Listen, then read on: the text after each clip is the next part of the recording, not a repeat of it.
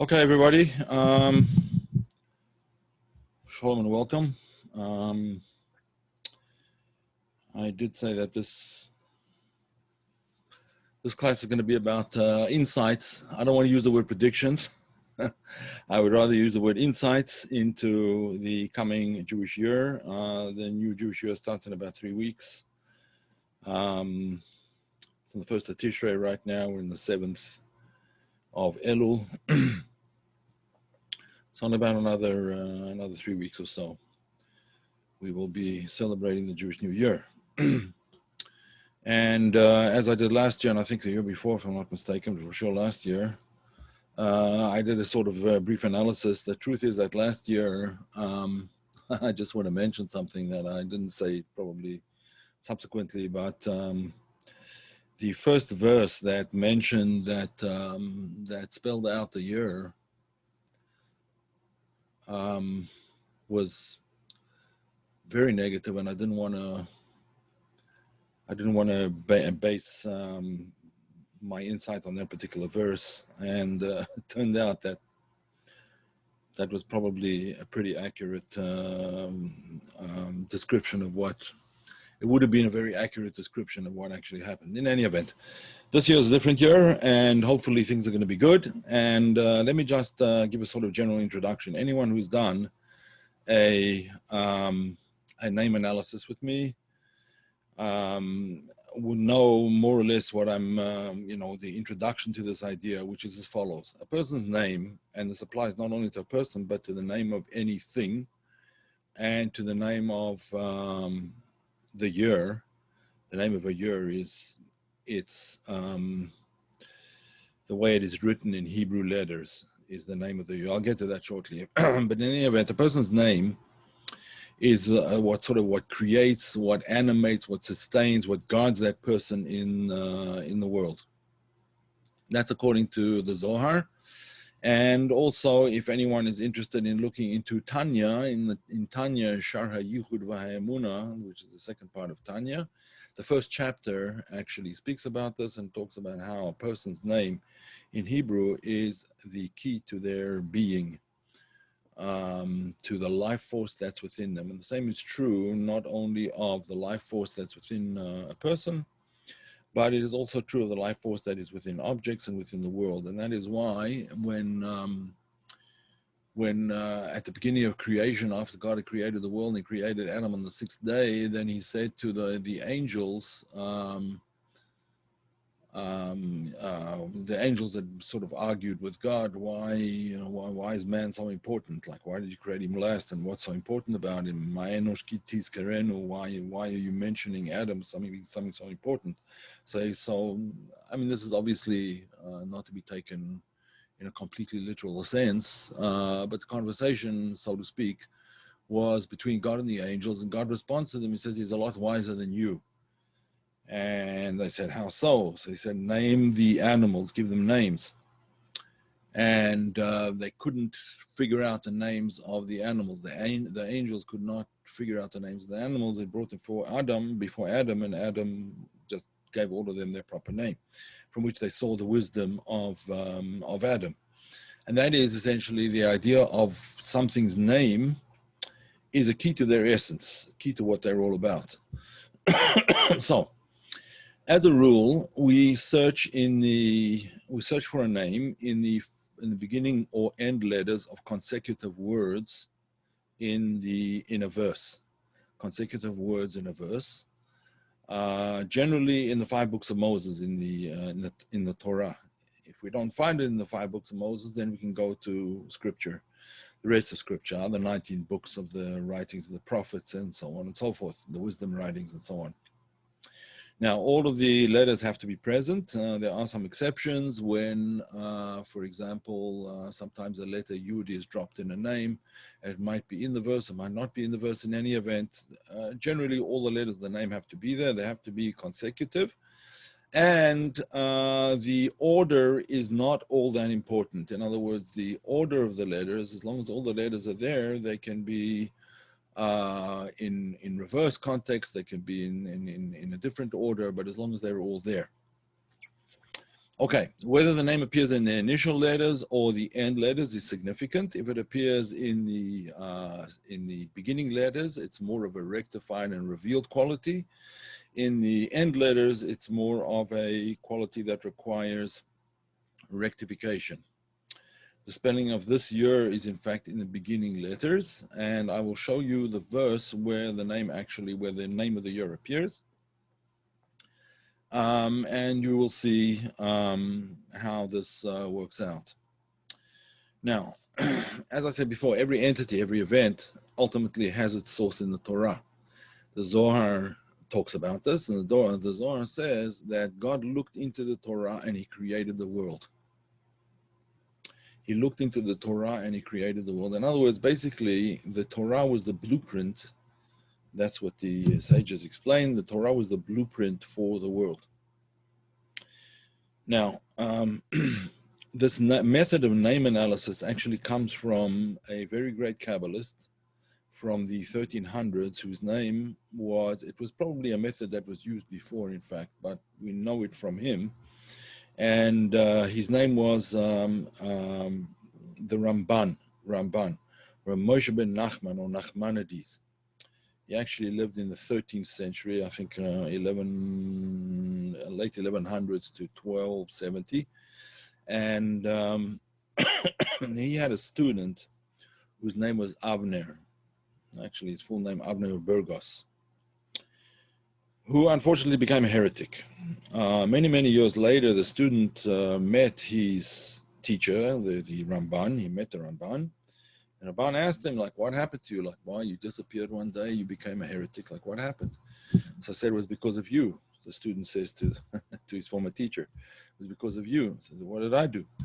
So he said, because you said that everything is hinted to in the Torah, and that was something I could not accept. So the Ramban said to him, I still maintain that. And the proof of it is that I'll show you where your name is in the Torah. So he quoted him a verse, and that verse was a verse that says like this. It was in Deuteronomy 32:26. And he said that the verse says like this, Amarti afehem ashbisa me'enosh zichram. I said in my anger, I will destroy them from the memory of man. In other words, this is talking about sinners, people who transgress, people who whatever, are bad people, according to the definition of bad in the Torah. And he said to him, the Ramban said to his former student, your name is mentioned in the letters, in the third letter of each of these words. The third letter of each of these words. And the student looked into it and he said, okay, so now what I have to do? So he said, do what the verse says. The verse says your memory will be lost from amongst men. Go somewhere where nobody knows you and start over. And that's what he did. In any event,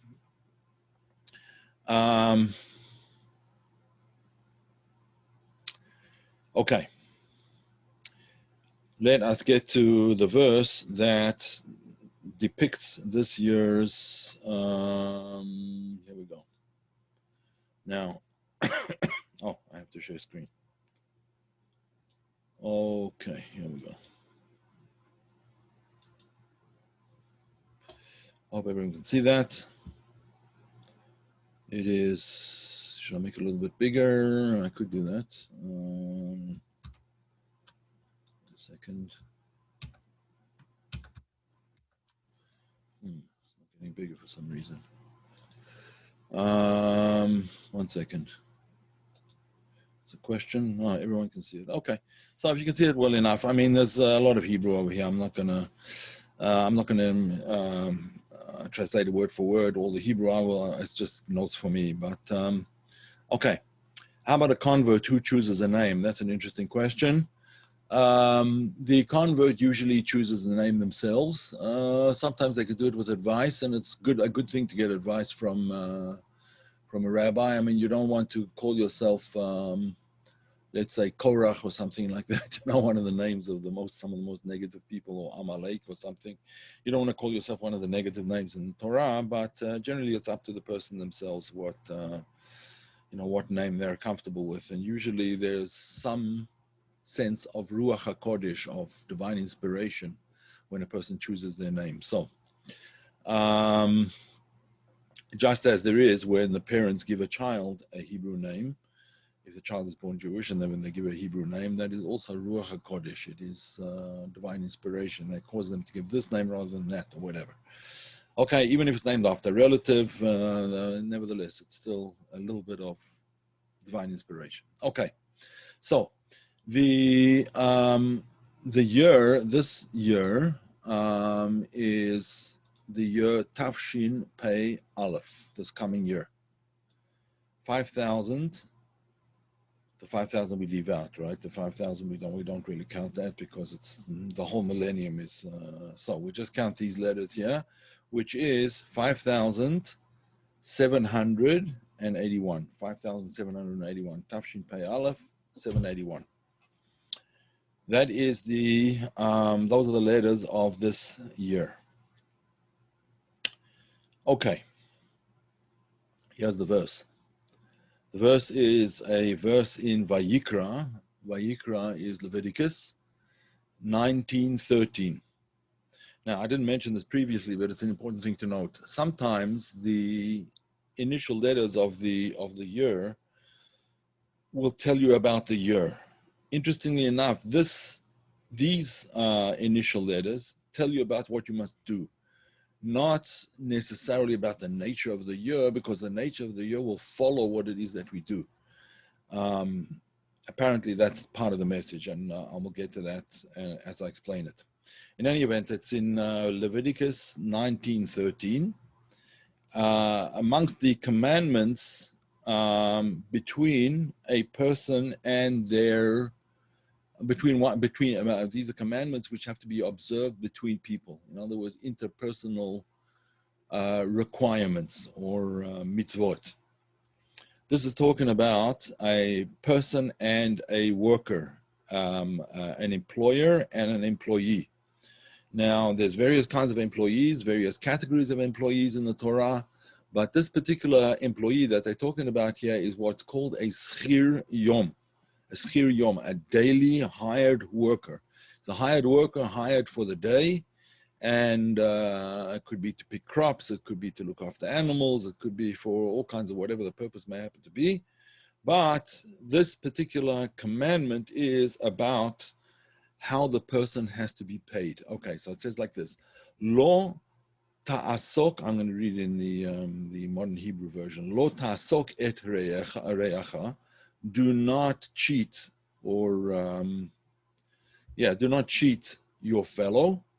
V'lo tigzol. Do not steal from him. You don't rob them. V'lo talin pu'ulat sachir itcha ad boker. And do not leave the reward, the recompense, the wage of the worker with you overnight until the morning. Now, these words over here are the words that spell the year. As you can see, there's a pay, there's a taf, there's the pay, there's the shin, there's the aleph, right? Okay. Talim pu'ulat schar itcha. Do not a worker's wage may not remain with you overnight until the morning. In other words, you have to pay him on the day that he does the work. After he finishes the work, you pay him. That is a requirement. It's an obligation on an employer, and he may not leave it over till the morning if this person is a day worker. Obviously, if the person works on a monthly basis, he's hired on a monthly or a weekly basis, that's a different thing. But if he's a day worker, you have to pay him at the end of the day. Even if he's going to work for you again tomorrow, you have to pay him today. Why? Because he has to go home and feed his family. He has to go home and buy food, and so on. So you have to pay him on the spot. And this is obviously talking about. It's not that you're stealing anything from him, but it's called cheating him if you don't give him his wages on that day, even if you give him his wages the next day. Okay. There's actually an interesting story which is told about Rabbi Zushia of Anipoli. Rabbi Zushia of Anipoli was essentially the third generation of Hasidic rabbis, Hasidic leaders. He was a disciple of the Maggid Mizrich, who was the second generation leader of the Hasidic sect, who was the successor to the Baal Shem Tov. So it was the Baal Shem Tov, the Maggid Mizrich, and then the third generation, there were many, many different leaders.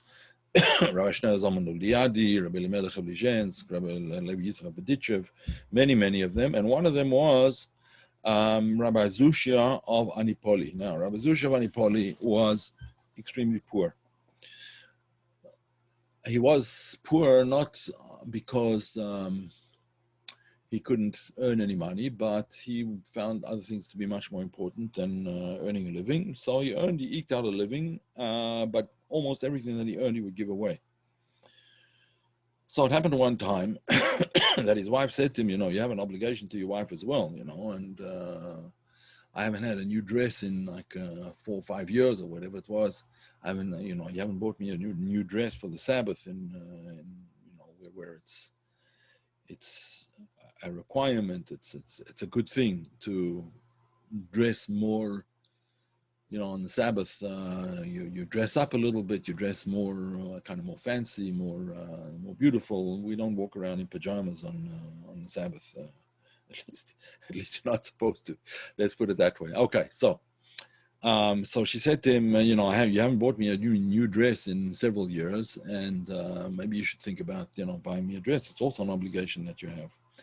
So he said, yes, you're quite right, and he said, go to the tailor, and I'll make sure that he gets paid. So she went to the tailor, and she ordered a dress, and the tailor's busy sewing the dress, and it should have been finished by a certain time. And Rabbi Zushia said to her, what happened to your dress? Like, where is it? I thought you would have had it by now. And you haven't asked me for the money to pay the tailor. So she said, no, well, what happened was like this. I went to the tailor, and I saw that the dress was almost finished. He was just doing the last fitting. And he was very sad. So I asked him, what was he so sad about? And he said, well, he has a daughter that she just got engaged. And when the groom saw the dress, he assumed it was going to be for her. And he was very happy that she would be, beautifully arrayed and so on and so forth at the time of the wedding. And unfortunately, I had to disabuse him of his notion that this was for my daughter. It wasn't. It was for somebody else. And he was a little bit perturbed, like what kind of a dowry is she going to bring into the marriage, and she doesn't even have clothing to wear, and so on and so forth. So, and life is going to start off difficult, and so on. So as soon as I heard this, I told him, look, keep the dress for your daughter. Give it to the daughter, and hopefully it'll be a very happy marriage, and everything will go well. So I don't have the dress. So Rabbi Zushia said, and did you pay him? So I said, what do you mean? I gave him the dress. What do I have to pay him for? So I said, you have to pay him for his work. That's what the Torah says. Even if you didn't take the dress, but he did work on it for you, even if you gave it to him, that's your business. But he did what he was required to do. He made the dress for you, so you have to pay him. So she immediately took the money that he gave her, and she took it to the tailor and went to pay him for his work. That's the kind of attitude that one has to have towards other people's money. In other words, this is not, it's not just a nice thing to help people out. There's an obligation to help people out. There's an obligation to be very honest with money that you owe to people for work that they've done for you, and very important. Okay, so that's all the on the surface of things. Is an indentured worker and a day worker the same thing, or is the classification different? I'm not sure what an indentured worker is, but I think I don't know. I'm not sure what an indentured worker is. What's the definition of indentured over here?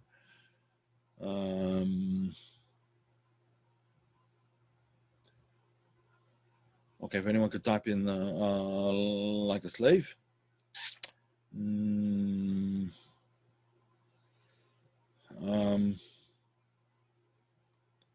I don't know.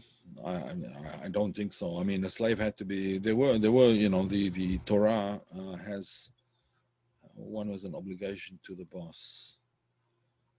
Yeah, it could be. I'm not sure. I'm not sure what the definition of indentured is in Torah terms. I'd have to look it up. In any event, a slave, for sure, there are laws regarding slaves and so on and so forth. Listen, it's not a happy part of history, and it's not. The Torah does not recommend having slaves, but since that was the world in which in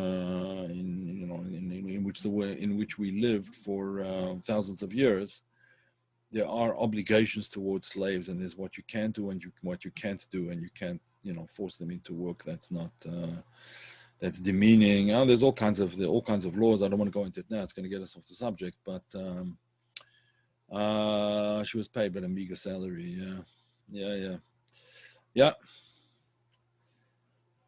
All right, let's not get into that aspect of things, because I want to get into the more spiritual aspect of things. The Or HaChaim.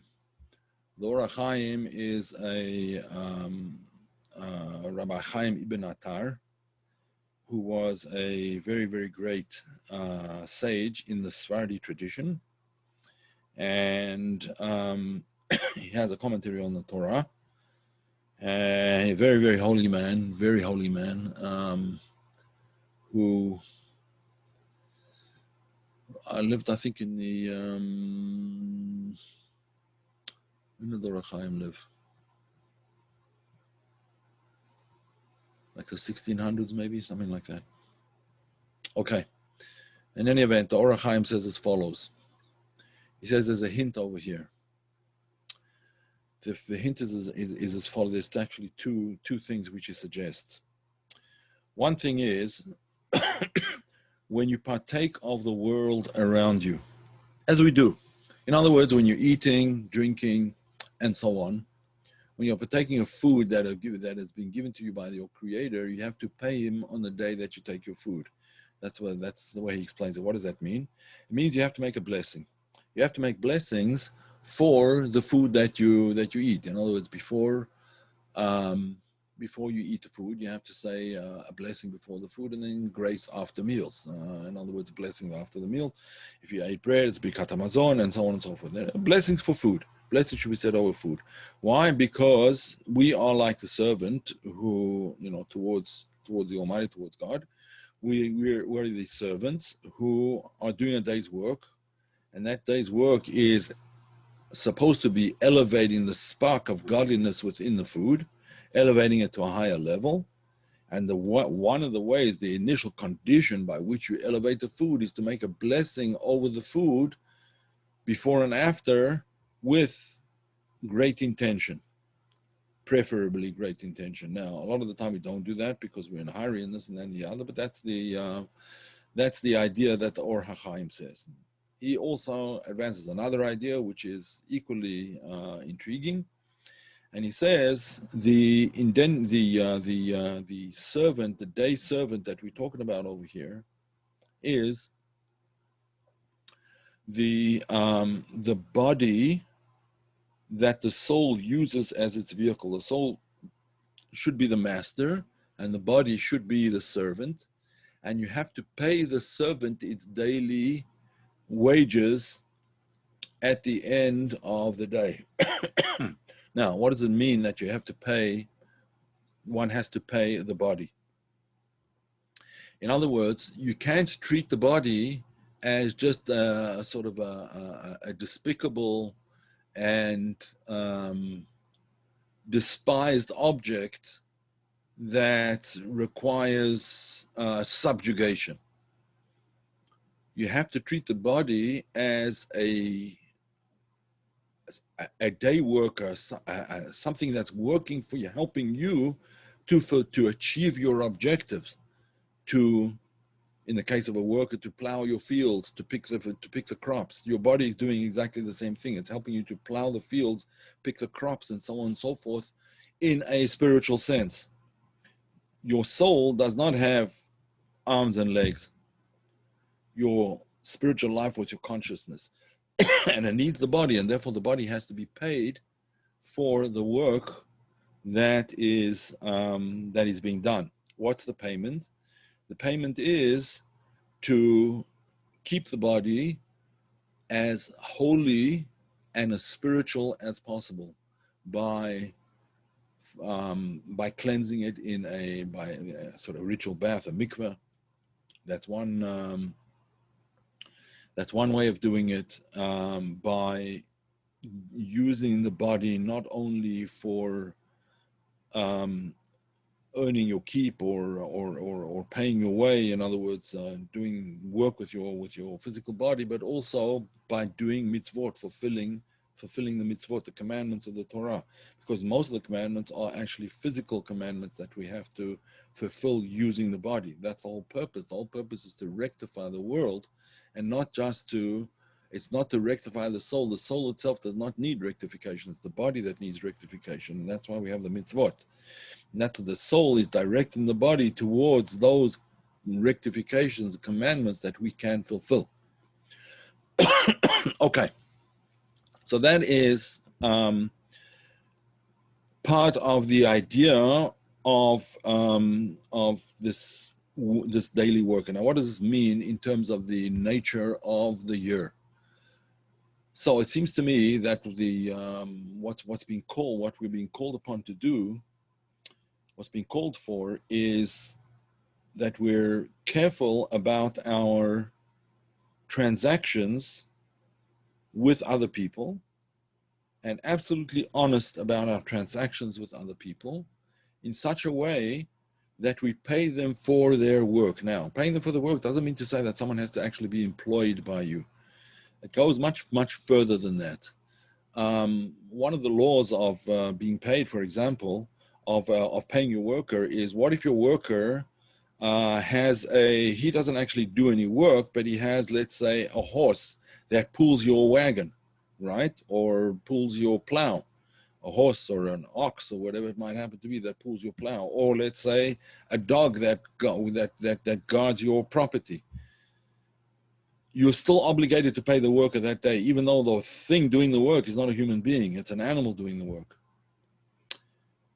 So the extrapolation of this into a much greater area is when anybody does something that's beneficial for you, even if they don't officially work for you, you have to pay them the recompense. In other words, show them a thank you, show them some gratitude, show them some recognition. I just heard a story recently about somebody who was an elevator operator for many years in a very prestigious building. I don't want to get into all the details because then you'll know who I'm talking about. But he was an elevator operator in a very prestigious building, and in the old days, I mean, until fairly recently, you didn't actually press the button. And it could be in these high-end buildings, you still don't press the button. You have an elevator guy that does that. Anyway, this elevator person said that 99.9% of the people, when they walked into the elevator, didn't even notice him there. They just said, 10th floor, 13th floor, whatever it was, and he took them there. They walked out of the elevator, and that was that. No communication, he wasn't even noticed. He was basically just a piece of equipment, a piece of machinery. He blended in with the walls and the buttons and everything else. Whatever. He wasn't a human being. He was just an elevator operator. But this person said that there was one particular person who, every time he got into the elevator, he said, good morning to him, how you doing, this and that. And then when he got out of the elevator, he said, thank you. And, have a good day, and so on and so forth. And he said he noticed that this person was a little bit more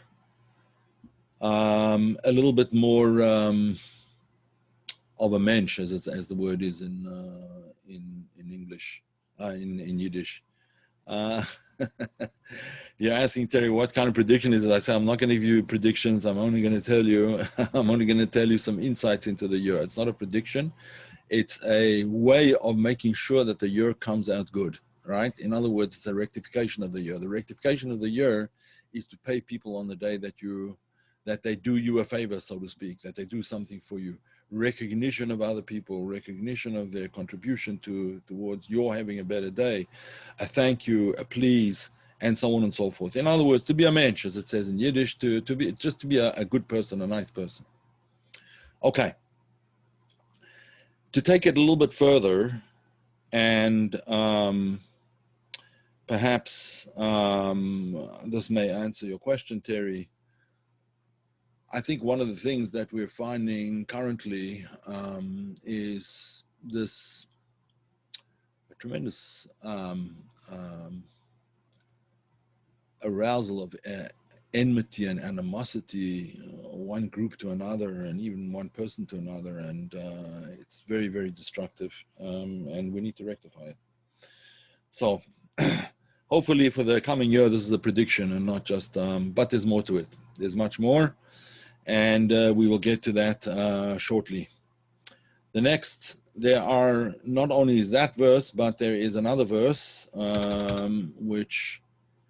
another several verses actually, which are found in Tanakh, in the writings of the sages, the writings of the prophets. And here we go. There's a verse in Kings 13:19. It says like this: "Vayiktzov alav ish Elokim," the man of God was angry with him. This is talking about Yehoshaphat, I believe it is.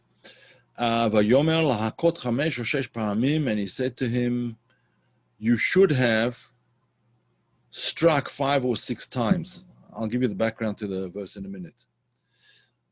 Azikitat Aram ad Kalei, then you would have destroyed Aram, the enemy of the Jewish people at that time, completely. Vata shalosh pa'amim taket Aram. You only did it 3 times. All right, so what was the story over here? Elisha was attempting to, he was giving a sign to the king about what it was that he needed to do in order to overcome this very vicious enemy that was confronting the Jewish army at that time and looked like they were about to overwhelm them. So the prophet Elisha goes to the king and he tells him, take a quiver of arrows and shoot the arrows into the ground. And he gives him a whole quiver full of arrows. And the king takes the arrows and he shoots 3 of them into the ground. And Elisha says to him, he became angry with him. He said, why did you only shoot 3 of the arrows and not 5 or 6 of them? However many were in the quiver. Had you done that, you would have completely destroyed your enemy. But now you will only be able to strike him 3 times and it won't destroy him completely. The idea behind this verse is that sometimes we chicken out when we're given a mission. We're given a goal, something that we have to achieve, and we sort of do it, half-hearted. We do a little bit, to be the expression in Yiddish is Yoitze zu sein, to be, to basically fulfill your obligation to the minimum extent that you can get away with. That's basically the Yoitze zu sein, get away with the minimum effort. In things that sometimes require tremendous effort and require full effort. The message in this particular verse is don't do things half-heartedly. If this is what you have to do, if there's something that you have to do, do it to the fullest, do it properly, do it all the way. And then you will succeed. Success doesn't come with half measures and doesn't come with half-heartedness. You have to put yourself into it fully, whatever it is that you need to do in order to overcome the enemy, internal or external. And when I say internal enemies, we all know that we have internal enemies, which are our imaginary limitations and obstacles and so on and so forth that we confront ourselves with on a daily basis, that we could overcome were we to put our minds to it, were we to decide that we're going to do it no matter what, we're going to get over it, and then we would succeed. Okay, that's that verse. There's another verse, a verse from Jeremiah, from Yirmiyahu.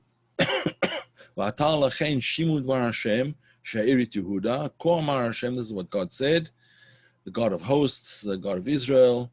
Imatem som tasimum pneichem lavo Mitzrayim. If you put your faces, in other words, you turn your faces towards Egypt, uvatem lagur sham, and you come over there. This is talking about the context is as follows, that many of the people in the land of Israel at that time were again afraid of the Babylonians who were about to attack them, and they wanted to go to get help from Egypt to fight their wars for them. So Jeremiah tells them, this is not the way to do the thing, and this is not the way to do it. If you turn your face to Egypt and you think you're going to flee the war over here and go and settle over there, what you're afraid of over here is going to happen to you over there. And in fact, that's what did happen. Again, the idea is you have to have the courage of your convictions. If you know what it is that you have to do, have courage and don't look for someone else to fulfill your duties for you, and so on. Again, this year is teaching us various approaches, in my opinion, teaching us various approaches to how we have to handle our times and our challenges in the coming year. There's going to be challenges. There's challenges every year. The only time a person won't have any challenges is after 120 years when they are buried, which may in itself be a challenge, but we'll talk about that another time. Okay, so that was the third verse. Yeah, 1, 2, 3. Yeah, the third verse, and there is a fourth one. One in Job, which in Eov, which says like this: Zechor ki tazgi fa'alo asher shoreru anashim. Remember to extol his work of which men sing. Remember to extol his work. Whatever is highlighted in yellow is actually what you see the red letters over here. That's the highlighted in yellow section. So remember to extol his work, the work of God, praise his work, the work, in other words, an attitude of gratitude. Again, very important thing, an attitude of gratitude, and a way to recognize that the blessings that we have been given are in fact very great blessings. True, a lot of us have challenges in life.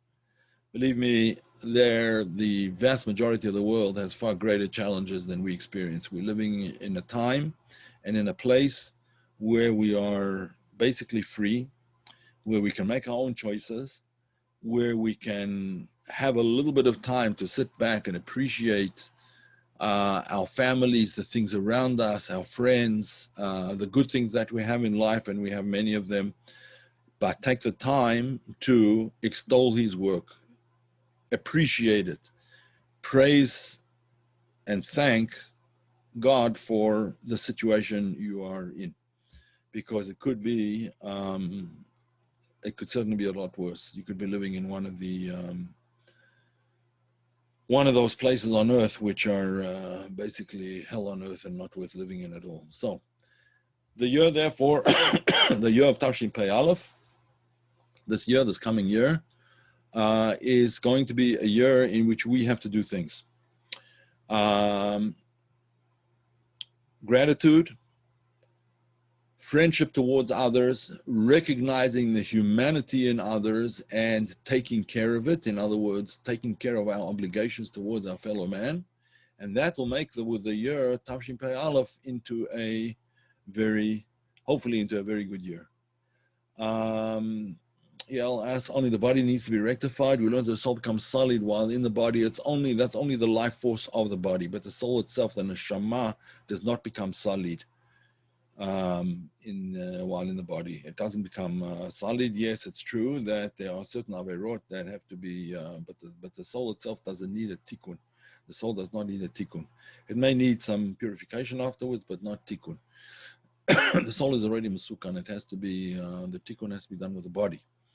Okay, that basically is the year ahead of us. The year ahead of us, therefore, it seems to me, is not a it's a year when our participation is of the utmost importance. In other words, we have to do the work to make sure that it'll turn out to be an excellent year, and hopefully it will.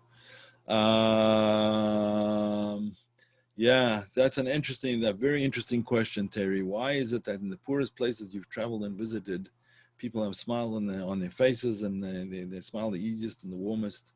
It's a very interesting thing. Usually those people that don't have a lot are much more content with their lives, or very often more content with their lives than people who have a tremendous amount. Some of the most unhappy people in the world are these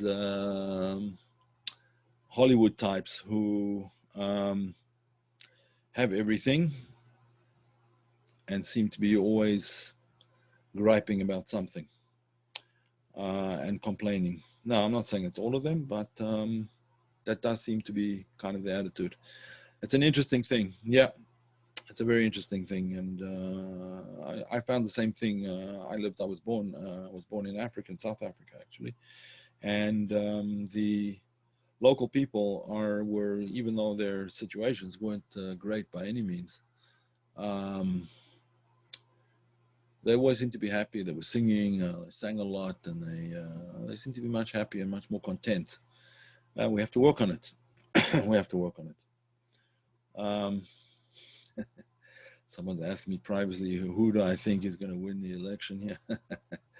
I'm not going to get into politics.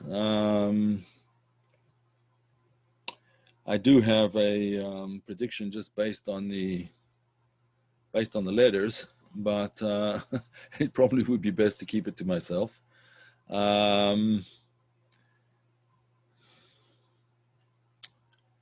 It will be best to keep it to myself, I think. But in any event, we'll find out soon enough, and then I'll tell you. Then I'll tell you if I was right.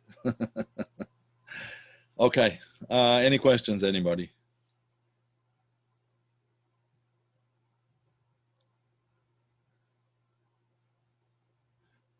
Oh, you're very welcome. You're very, very welcome. You sent a question by email? I didn't notice. Did you just send it, or please look above? Let's see. Only the body needs to be rectified. That question, I think we discussed that already, no?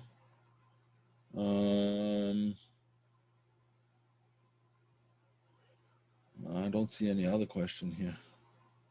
I addressed the question of whether the body only needs to be rectified. I expressed doubt. I thought it was a no. Ellen, I think that's my prediction.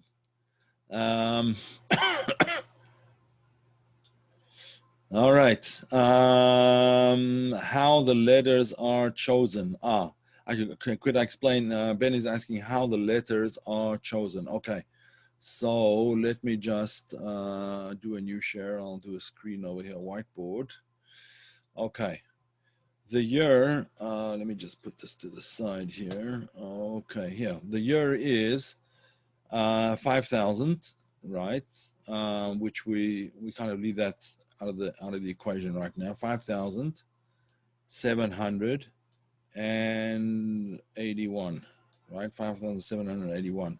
So if we leave the 5 out of the equation, the way you write 700 in Hebrew is it goes according to the letters of the alphabet, right? The letters of the alphabet would be Taf and Shin. Taf is 400 and Shin is 300. So that would be 700, right? That's 700. And then 81 is Pei. 80 is the letter Pei. That's the numerical value of 80. And then 1 is Aleph, right? So that would be Taf Shin Pei Aleph. Yes? And the Hey doesn't really count. That's because the whole millennium is it's the 5th millennium. Okay, so 781. So that's how it works. Taf Shin Pei Aleph. Now, how do I find the if you're asking how I find the initial letters, well, that's I have some software that helps me out. There's other ways of finding it, but that's what I do.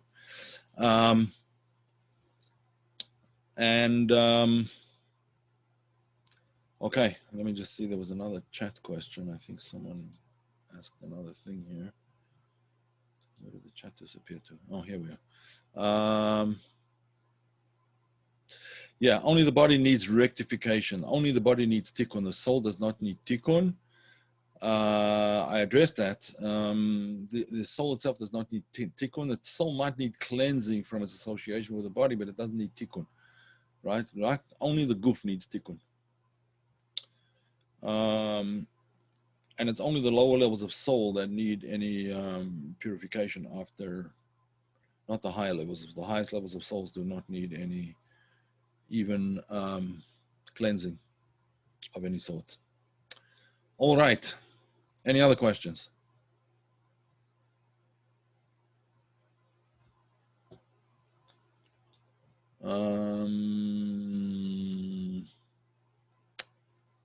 Okay. Okay, once again, folks, I should have gotten it up here and I didn't. I was very lax and negligent. One second, just 1 second. I just want to thank everybody for those people who helped out this week, and some people several times already. Buy me a cup of coffee. Your help is much appreciated. We have buy me a coffee, I think it's called. I don't even know what it's called. Buy me a coffee. Oops. I'll show you in a second. Buy me a coffee. Buy me a coffee. Here we go. Yeah, buy a coffee. Buy me a coffee. Kabbalah Decoded. Here we are. This is Kabbalah Decoded. And if you see at the top over here, oh, I should share the screen, shouldn't I? If anyone wants to sort of make a small donation, we have a buy me a coffee / Kabbalah Decoded. There's a membership for a monthly thing if anyone wants to give or whatever, but that's up to you. You can buy 1 coffee, 2, 3, 5, whatever it is, only $4 a coffee. So it's a way of keeping me wired, I suppose. Just no obligation, obviously. As you know, I've been doing this for several years already. I've never asked any money, and it just helps to pay for the Zoom and various other things that have to be paid for at one time or another. So there we go. In any event, again, it's appreciated but not expected. May I all wish you a great week. Next week we will have a class. I think the week after, I'm not sure that we will. We'll see. I'll let you know. The week after is coming up the day of the 18th of Elul, the Baal Shem Tov. And a very, very special day, and we will discuss that in due course. What happened to the chat? It disappeared. All right, let's see. Here we go. All right. Ellen, I'm not sure that I got your email. Let me check. All right, if anyone wants to send me an email, you're always welcome to send an email. I'm notoriously bad at answering immediately. Sometimes I do. Just here. KabbalahDecoded@gmail.com. You can send it there. There is another way you can contact me if you have WhatsApp. This is my number on WhatsApp. 764. Yeah, there you go. You can contact me on WhatsApp as well. I'm usually much quicker to answer on WhatsApp. Oh, I should make this public. 1 second. Let me make this public. 1 second. Here we go. That's how to contact me. Either of those two will work. I don't look at email 17 times a day. Maybe I should, but I don't. Got lots of things to do. So, but I look at WhatsApp more often. So if you need to contact me urgently, that's the way to go about it. Again, feel free.